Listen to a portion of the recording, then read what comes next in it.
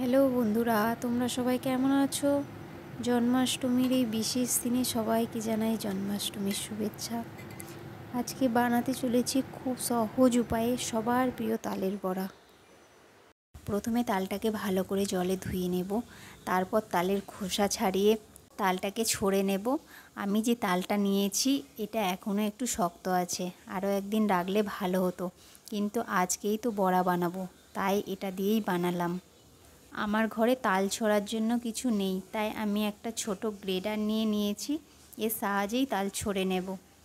তাল ছড়া কমপ্লিট হয়ে গেছে। এরপর একটা নারকেল কুড়িয়ে নিচ্ছি।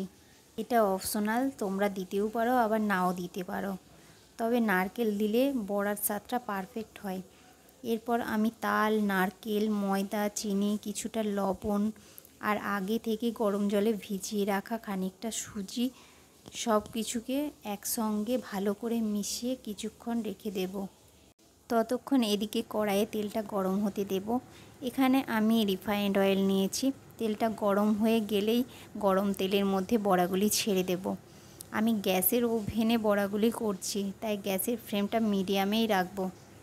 এইভাবে বড়াগুলিকে উল্টে পাল্টে ভেজে নিতে হবে। তারপর বড়াগুলি লাল লাল হয়ে গেলে তুলে নেব। কড়াইয়ের মধ্যে একবারে সব বড়াগুলো ভাজা যাবে না, তাই 2-3 বারে ভেজে নিয়েছি।